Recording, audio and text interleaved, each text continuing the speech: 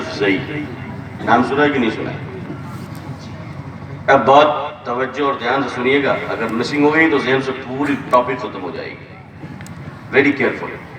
دو عورتیں دنیا میں مشہور ہوئی، مشہور کی گئی. ٹینس پلیئر اور بھی ہے دنیا میں ایک سے ایک ٹینس پلیئر ہے، ایک سے ایک کھلاڑی ہے دنیا میں. لیکن آپ یقین مانیے دنیا میں ان سارے ٹینس پلیئر کو وہ شہرت نصیب نہیں ہوئی، وہ مقبولیت نصیب نہیں ہوئی جو شہرت، جو مقبولیت ایک ٹینس پلیئر ثانیہ مرزا کو معلوم ہوئی. آپ سن پا رہے ہیں میری آواز؟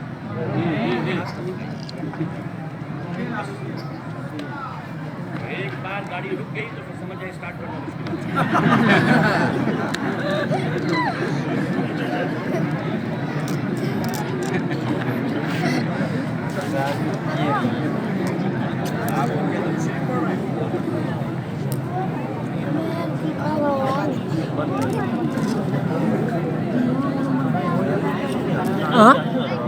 کھانا چلے گا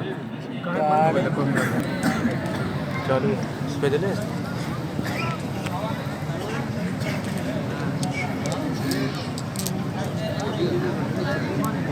بسم اللہ الرحمن الرحیم.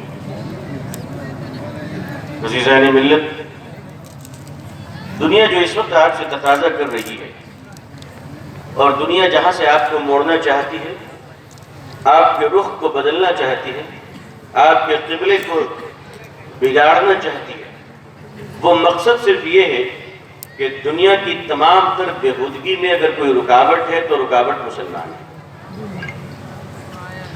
دنیا کے تمام بےہودے لوگوں کے بےہودے سوچ پر اگر کوئی رکاوٹ پیدا کرتا ہے تو دنیا کا مسلمان رکاوٹ پیدا کرتا ہے.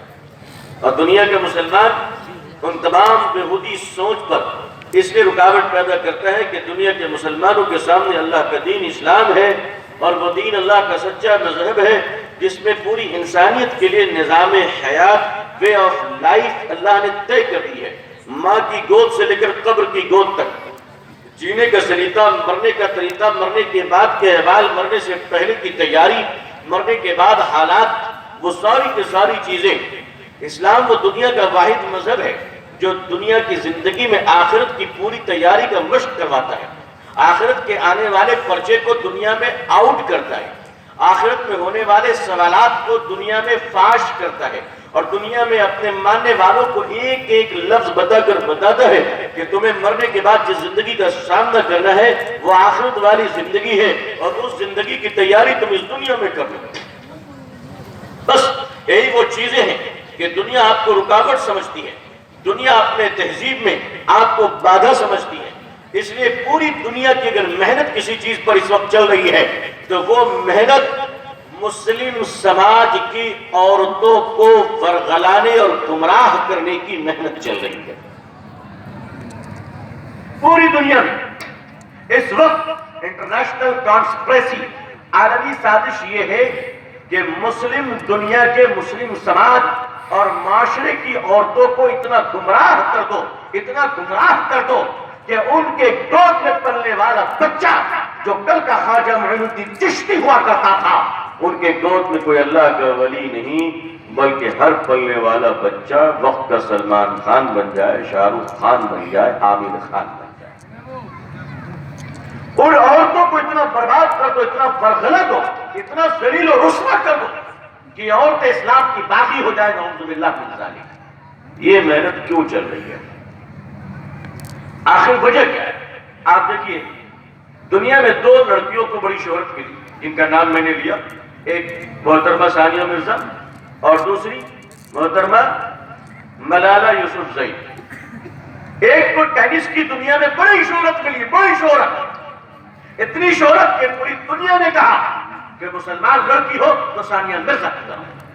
غور کیجیے اس کے پیچھے سازش کیا تھی، اس کے پیچھے سازش کیا تھی؟ ملالہ یوسفزئی، اس سے بڑے بڑے کام مسلمانوں نے کیے. اس لڑکی کا کوئی خاص کارنامہ نہیں، لیکن اسے نوبل پرائز دیا جاتا ہے. ٹھیک ہے، نوبل پرائز ہمارے گھر کا نہیں، دینے والے دیتے ہیں، ہمیں کوئی دکھ نہیں. لیکن اسے نوبل پرائز کیوں دی گئی؟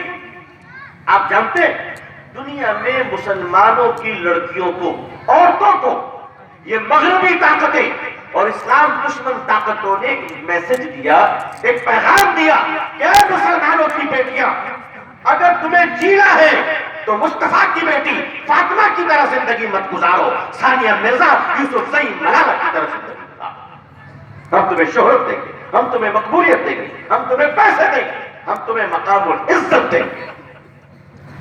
یہ جو لالچ، یہ جو مارکیٹنگ کی گئی، یہ مارکیٹنگ اس لیے کی گئی کہ مسلمان عورتیں حیا اور پردے سے پاک ہو کر ہاف اسکرٹ میں اپنی صورت و شکل کو بازار میں بیچنے لگے۔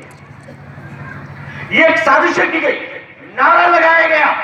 نعرہ کیا دیا؟ پوری دنیا میں نعرہ دیا گیا، women's freedom, freedom of women's, عورتوں کی آزادی، عورتوں کی خود مختاری۔ بڑا نعرہ دیا گیا، بڑا نعرہ دیا گیا۔